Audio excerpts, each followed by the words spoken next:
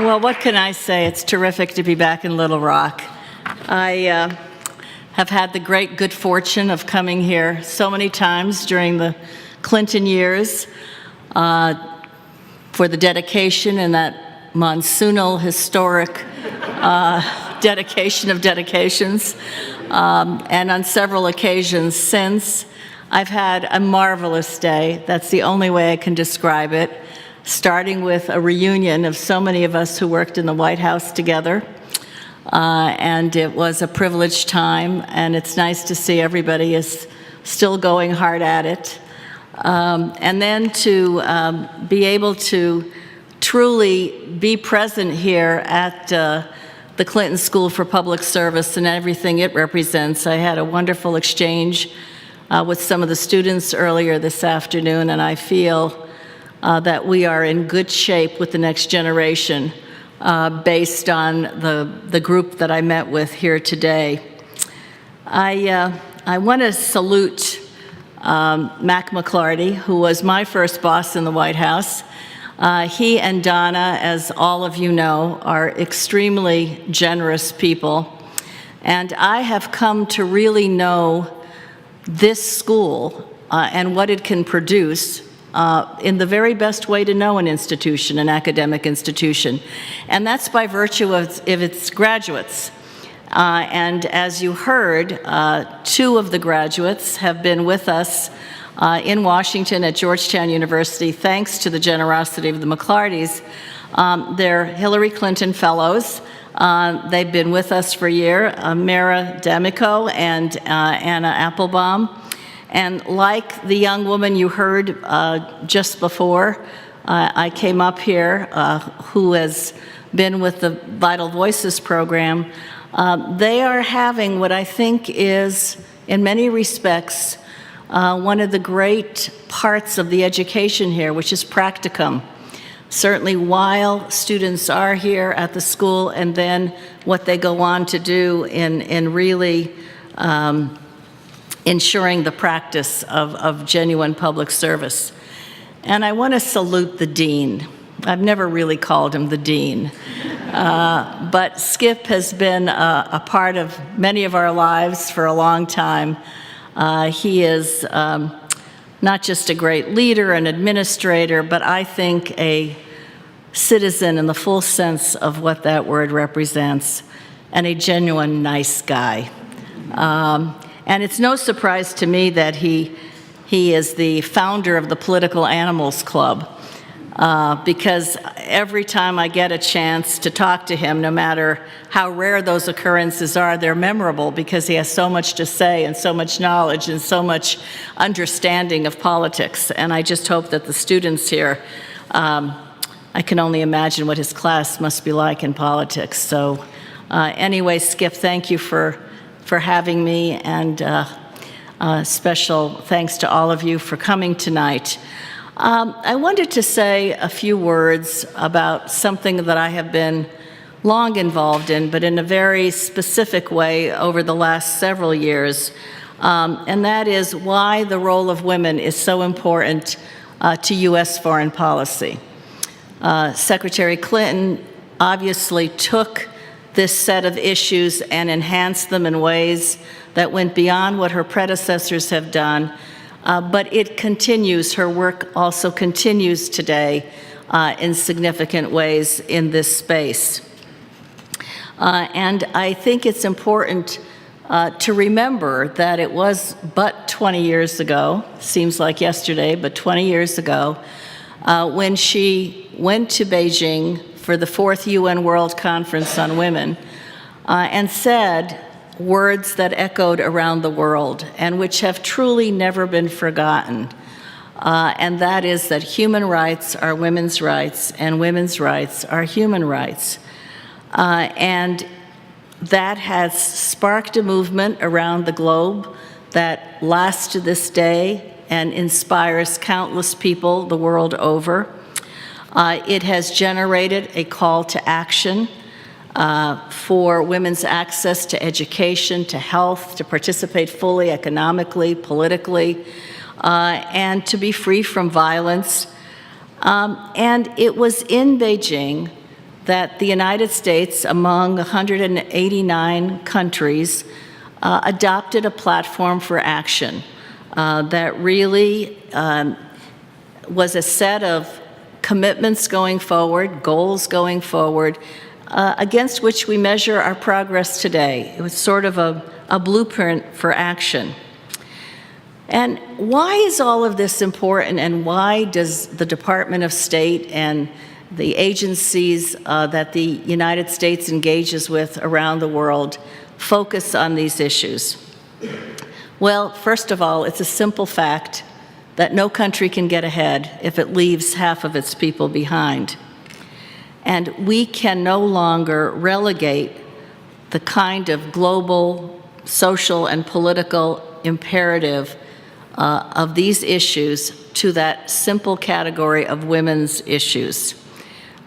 We call them women's issues because they rightly affect women, but in many ways it also has been seen as a marginalization of these issues. And one of the things I think that we have learned very significantly through a lot of the data and the learnings today is that these are issues that affect all of society. It doesn't matter if we're female or male, they affect us, and the progress of women affects countries, affects economies, affects the kinds of societies that we see ourselves. And I think Secretary Clinton really succinctly described the stakes of this. And she said, until women around the world are accorded their rights and afforded opportunities to participate fully in the lives of their societies, global progress and global prosperity will have its own glass ceiling. In other words, we're not only shortchanging women when we don't enable us to fulfill our full potentials, but we are shortchanging our world. And so this administration, the Obama administration, has made empowering women and girls a cornerstone of our foreign policy, finding it in the vital interest of the United States, which is why these issues are integrated across the work of the State Department, the USAID, the other development entities, because in doing so, we are better abled, more effective in fulfilling our development and diplomatic missions. So this is fundamentally a moral issue. It's a humanitarian issue. It's the right thing to do. And let me be clear, that is foundational, the right thing to do. But it is also the smart thing to do and the strategic thing to do to advance our foreign policy and to advance the kinds of interests we have globally. So what I want to discuss with you are three areas in how this makes a difference. One is women in the global economy, global development, and peace and security, and the vital role that women play in each. So let's look at global economic growth. One of the big challenges we face the world over is the need to grow our economies, to create jobs, to advance inclusive prosperity for all nations. And today we know, as we have never known before, through a plethora of research and data, that we have an evidence-based case that tells us, shows us, illustrates that to achieve the economic expansion we all seek in order to unlock the vital source of growth that can power our economies to come, that women are a huge part of that solution, their economic participation. What the data shows, for example, is that in countries, and the World Economic Forum measures this, nobody accuses the World Economic Forum of being a women's organization. Why do they look at this issue? Because in countries where the gap between men and women, and in their case they look at access to health, education, economic participation, political participation, where that gap is closer to being closed, and nowhere is it closed, But those economies are far more competitive, and those countries are far more prosperous. Now, you might say, well, certainly that would be the case. If you're tapping the potential of all of your people, you're going to do better than when you're marginalizing those people. But we also know that women invest their incomes differently, and this is particularly true in the developing world, where upwards of 90% is plowed back into the family, back into the community, on essential items, food, health, etc., that raise the standard of living in those places and for all of the societies that are represented. Studies also show that women run small and medium-sized businesses, SMEs, are like catalytic agents to grow economies. The World Bank looks at this as the missing middle. This is where economies grow, in that middle. Micro is very important in what it does to lift up the poorest of the poor. And the big companies certainly have their role to play, but the big push is this missing middle. And that's why it is so important to invest in women entrepreneurs who can, in fact, make this kind of difference for the economies. But, and this is a huge but, they face countless barriers. And this is true the world over. In some places, they're terrible barriers: inheritance rights, property rights. In other places, including in our own country, mentoring, training, access to capital, very, very big issue. Access to markets. These are the kinds of barriers that, if they were removed, would not only grow our GDP in the United States — this is not a zero-sum game — but also in other countries exponentially grow those economies. So we're talking about something that is really significant with huge outcomes. Back to the State Department, which focuses in significant ways on economic statecraft. And we are involved in pursuing ways to grow economies in the way that the State Department can act with its mandate all over the world. One of the ways we do this is through these multilateral platforms. You know about APEC, the Asia-Pacific Economic Cooperation. There's the OECD, there's the OSCE, there's the G7, there's the G20. And, you know, you might not think that in these big platforms we could have impact that could really further that benefits everybody. And I'll give you a quick example from my time in the State Department. APEC is 21 economies that cover the Asia-Pacific region. So it's Canada, the United States, Peru, Mexico on this side, and then the other side, those Asian countries. And I was asked by one of my colleagues if I was going to send somebody from my staff to the APEC conference. And I said, well, why should I do that? You know, give me a good explanation. In the meantime, I had read that upwards of $90 billion in GDP is lost annually in the region, in those 21 economies, and I was told that is an underestimate because the potential of women is not being tapped. And I looked at the agenda. There was nothing on that agenda that in any way covered these issues. And I said to him, is there anything we can do about it? Can we begin to play a role in this space? And he said, well, at the time that this was occurring, Japan had the helm of APEC. It rotates every year. And he said, well, you can go to Tokyo, you can meet with all my counterparts, you can make the case. So I went off armed with the best data I had, and when I finished, one of the gentlemen in the room came up to me and he said, "My, you talked about growth." And I thought, what did he expect, the Feminist Manifesto? And as a result of that, as the months went by under the Japan's leadership, these issues began to make their way into various aspects of the APEC meetings that were taking place, and they were for all 21 economies. The following year, the United States was moving this agenda. the whole meetings had come to the United States. And for the first time ever, we had a Women and Economy Ministerial. It exists to this day. That ministerial was comprised of, obviously, not just gender ministers, who they wanted to send at first, but economics ministers, trade ministers, finance ministers, to understand why this was so important to moving the economies they were all concerned about.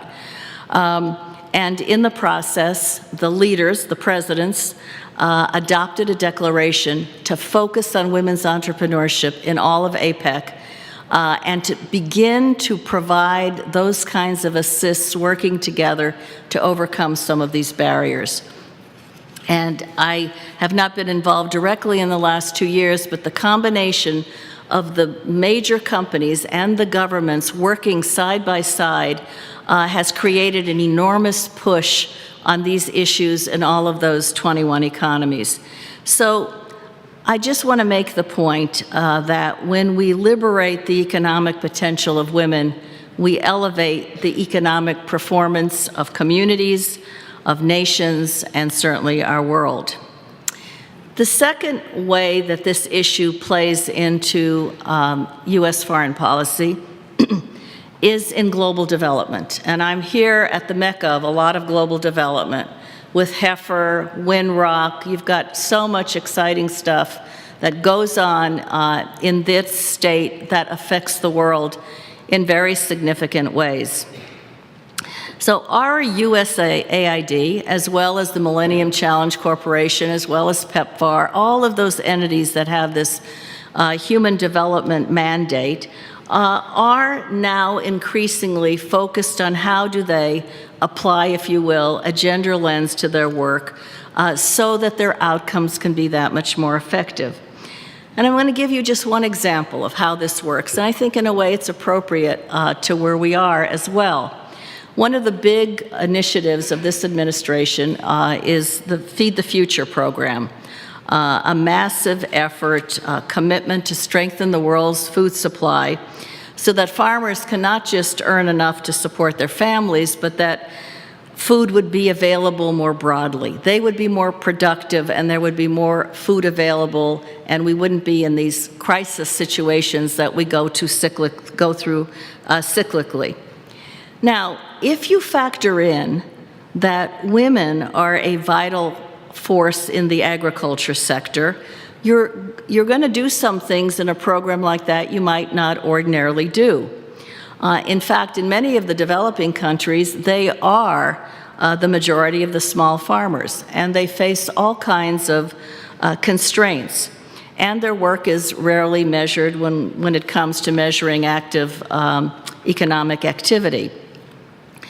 But there have been a number of studies that show that when women farmers have equal access to resources, it significantly enhances their productive potential. It's not that they're lazy, it's just that they haven't had the kinds of resources they need to be that much more productive. They've been at a severe disadvantage.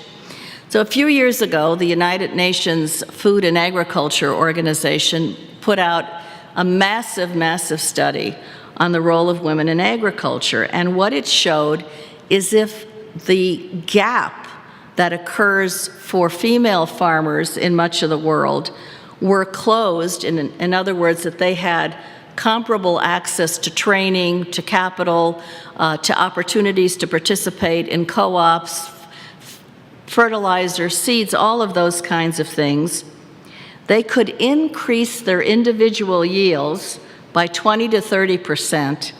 And this, to me, is really significant. And in the aggregate, they would reduce the number of undernourished people in the world up to 150 million, if we only enabled them to have the resources to be much more productive. And that's one of the things that we do now when we apply this gender lens, is look at, are there different ways that we should be dealing with these populations given their situations? Another area is climate change. You might not think of women as actors in climate change, We talk about them constantly as being impacted by climate change, but not as agents to make a difference in adaptation and mitigation. And yet, in various parts of the world today, they are significantly engaged, whether it's in installing clean cook stoves that reduce the significant carbon in the environment, and also enable people to live instead of die from respiratory illnesses. But they're also installing solar panels in some of the poorest places that are moving to renewable energy. Another area where this kind of empowerment can have huge impacts. And one of the more modern ways, if you will, that we are seeing this agency is in technology. And I was having a conversation just a little bit ago with some of the Fulbright folks who are here in the room in terms of what the simple cell phone represents to poor women around the world. It is one of the essential tools in development today, but there's a huge gender gap in access to cell phones. Now, why is it important? Because they can get access to information they would otherwise not get. People who are working in agriculture, for example, walk for miles expecting there to be a market for their small harvest, and there is no market. The mobile phone would solve that problem. Weather conditions, all kinds of vital health information they might not ordinarily get that would have life-saving value to it. Being protected from violence. In some of the worst places, it's the cell phone that makes all of the difference. But the really transformative impact of this tool is the role that it plays increasingly in mobile banking. Most of the poor in the world are not banked. They have small savings. In the aggregate, those savings can be significant, but they cannot safely make financial transactions. Today, through companies like MasterCard and what happens in the plastic, and through the simple cell phone, financial transactions can be made safely without middle people who basically rob them of their value, and they can save for the first time in simple ways. I was in Kenya not too long ago, and I saw a big billboard for one of the cell phone companies, and I said to the driver, I said, "Is that a good company?" And he said, "Oh yeah, very good, good reception. I can hear wherever I drive." And then he said, "I'm here in the big city because there was no work for me where I lived. My family is in a village far away. And it was a real problem how I was going to get my earnings to my family because the distance is terrible." And he said, "But now through our cell phones, I go to a kiosk, I put the money in, my wife goes to a kiosk back in the village, another is like a small 7-Eleven. She gets the money. We have our savings in that, the parts that we're not transferring and using. It has changed their lives." Simple cell phone, not even the complicated iPhone. We are talking about a tool of development. And these are some of the kinds of considerations that are increasingly going into our strategic thinking. I'm sure across the way here at Heifer, there's a lot of exciting, thoughtful work going on in this space that certainly involves the role that women have to play in the execution of those programs and policies. The last area I want to mention is peace and security. It's obviously one that I'm significantly involved in today, and there's a reason for that. And it is because women and girls are, yes, about economic prosperity and about development, but also about global security. And as the President's strategic national security thesis lays out, experience shows that countries are much more peaceful and prosperous where women are not denied their full and equal rights. Today, women are largely shut out of peace negotiations. These are the kinds of decisions that are going on the world over because our world is convulsed in all kinds of conflicts. And their participation, we know, could really shape the post-conflict outcomes for sustainable peace and reconstruction. More than half of all peace agreements fail in the first 5 years of execution. Those agreements are abrogated and they go back to fighting, and the majority of the civil wars that are going on are recurrent wars that were once stopped, but really the issues were not addressed. Several years ago, 15 to be specific, the Security Council of the United Nations adopted a resolution that in the jargon is called 1325. And there have been significant numbers since, several advanced by the United States, that enhance what this is about. And that's linking women and their agency to peace and security. In late 2011, President Obama launched the United States National Action Plan on Women, Peace, and Security. It is a roadmap to institutionalize our efforts across government to advance women's participation in making and keeping peace. And what he said when it was advanced was, this is about doing our diplomacy differently, our development work differently, our military work differently in terms of, for example, the military is involved in training of peacekeepers, in all kinds of issues that impact the well-being of women.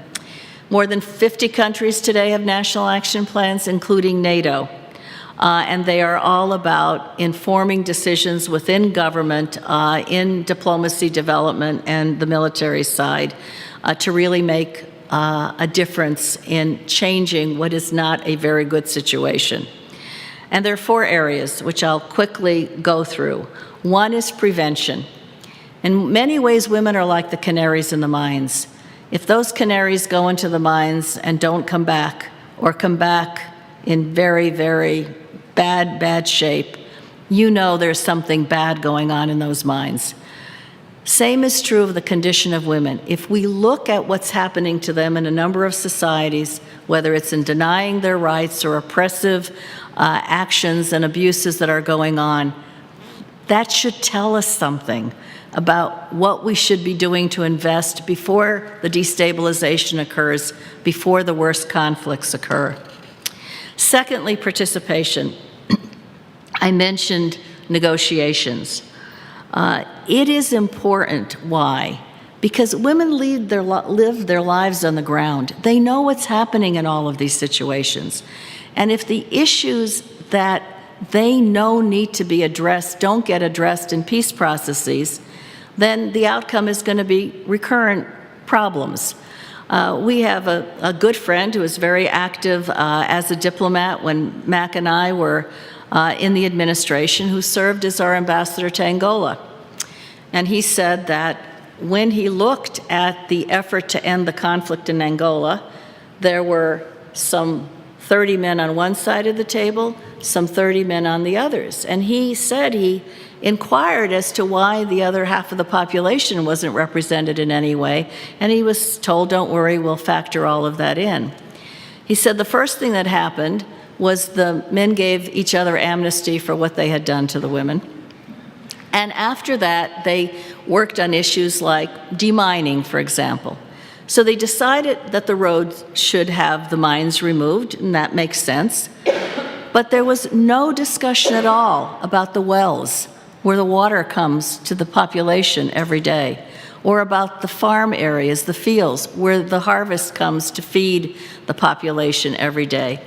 And those kinds of misunderstandings or non-understandings of the kinds of things that need to be addressed when it comes to this complicated ending conflict and moving into the post-conflict situation needs to be better informed. The other area that is part of this overall resolution is protection. And today, the great majority of civil wars, the casualties are women. The tool of preference that is waged in these conflicts is rape and sexual violence. And there needs to be, obviously, greater recognition, accountability, and the kind of, for the kind of reasons that the international courts have already demonstrated, which is in many of these places, the scale of this is so massive that what we're talking about are crimes against humanity and genocide. And yet there is rarely a prosecution. And so we have to look at, if nothing can be done immediately, really looking to documenting all of this to the future. And if we look at our world today, whether it's what ISIS has done to target women as a linchpin of what the violence is composed of that they're engaged in, obviously, you've read the horror stories in the newspapers, what Boko Haram is doing in northern Nigeria, what the Taliban are doing in Afghanistan. This is a huge part of the conflicts today, and we have got to figure out how we're going to look at it more significantly and ways that we address it. And the last pillar is what happens when the conflict ends. Are women part of that decision-making process about what needs to be done in terms of consultation in the development? And all of this hit me in a very personal way one night when I was in Kabul, Afghanistan. I was in a small discussion with Afghan women, and the first one said to me, "Stop looking at us as victims and look at us as the leaders that we are." And I thought, my God, if there's ever a group of women who've been victimized, it's women in Afghanistan in so many ways. But she was absolutely right. Women are far more than victims. And I thought over and over about that because I would come back and sit around that big table where decisions are being made. And if the only lens all of us had as we're working on Afghanistan or the DRC or Sudan or the Middle East or so many places today where these are huge issues, if the only lens we have is victims and not how these women are really agents of change. They are critical players. They are on the front lines. They are leaders in the parlance of the woman who told me what she said in Afghanistan. Then we are not dealing with these issues in the best way we can. So we have a lot to do to factor in the role that half the world's population can play in all of these ways. And our goal is as simple as it is profound, to empower half the world's population as an equal partner in preventing conflict and building lasting peace. Achieving this goal is critical to our global security. And I think the Nobel Peace Prize Committee a few years ago, when they accorded the prize to 2 women from Liberia and 1 from Yemen, got it right. They said, "We cannot achieve democracy and lasting peace in the world unless women obtain the same opportunities as men to influence the developments at all levels of society." Nick Kristof, the New York Times columnist, put it a little differently. And I think he was right too, that the great moral imperative of the 21st century is women's equality. It is a great moral imperative, but it is also the best investment we can make for economic prosperity, for human development, for peace and security. That's why it's vital to our foreign policy. And I just want to say thank you to all of the contributions that are being made here at the Clinton School to inculcate in a new generation the call to service, because there's a great deal that needs to be done.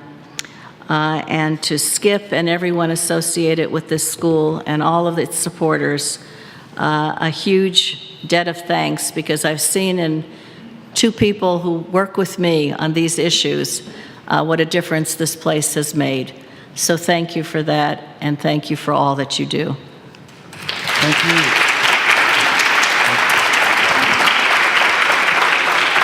Will you take a few questions? Okay, we have time for some questions. If you have any, please raise your hands and we will get the microphone to you. Surely in this group, there's not a silent wonder here.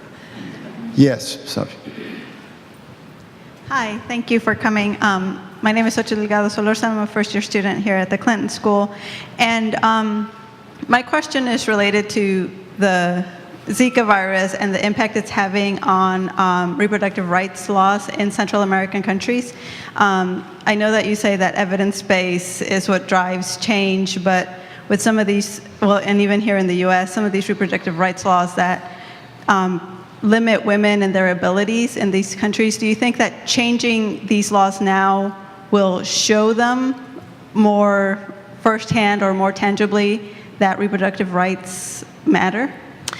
Well, we don't know, but I was in a conversation earlier this week with a group of people involved in these issues, and they felt that this Zika virus and the consequences that it has so broadly on pregnant women and what is resulted in potentially for a child that they would birth is something that might begin to drive a better understanding at least in some cases, if not more significantly, that there needs to be a change in policy. And I know this is hotly contested and extremely controversial, but there was a general feeling, and I hear it just from people reading the paper saying, can you imagine not doing anything about this?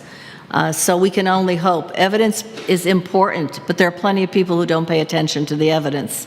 But it also demonstrates that barriers continue, and a lot of those barriers can be culturally held and significantly entrenched.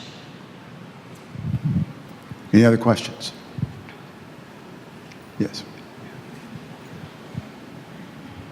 Hi, Ambassador. Thank you for coming today. My name is Heather Rossi, and I'm a first-year student here at the Clinton School. So back to this evidence-based appeal that people can make. I have recently been looking into quotas, such as in Uganda, they have a quota for women's representation in parliament. So my first question is, do you believe that it takes a set of skills to make this case? And if so, do you believe that women are trained to make that case? And if not, do you think there's a need for this training? I think data is really important. I think governments are not investing enough in data. The data today is coming from all sources, the economic data in particular, because a lot of that is driven by the private sector. So McKinsey and Deloitte and Goldman Sachs, they produce a lot of this data, as well as the World Bank or the World Economic Forum or individual governments. But in a lot of instances, there's not a willingness to support financially what it takes to collect this data so more enlightened decisions can be made. And in a number of places, it's very hard to get at this because these are largely poor countries where data hasn't been collected. So a number of the most comprehensive studies that have gone on, as they've progressed, they've gotten better and more complete because data's begun to come in some of these more difficult places. But there is a huge discussion today in these areas of why data is important, particularly for development, because it's happening more on the economic side by nature of the way that economies measure everything. It's not happening as much as it needs to happen on the development side so we make more enlightened decisions. So there's Data 2X programs. Secretary Clinton spent a lot of time focused on data. She even went to the Gallup Institute and pleaded with them and all of the other data gatherers who were in the room to please invest in this space. We really need to know more, and we need to know it in a way that will enlighten the policy decisions we make. Women in politics, one of the things that difference these studies have made, for example, is in India, there's a quota, not for parliamentarians, but there's a quota for the village level, like city councils, really small local entities. And today, there are almost 2 million women involved in what is called this panchayat governance. They are running for seats far beyond quota seats today. They are being elected on their own when they were rarely elected on their own before this was instituted. And the other thing that has been said, it is the secret ingredients of the vibrant democracy in action is when this happens. The reason I mention it is because there have been studies done, one from MIT, on the difference that these women have been making in local governance in India.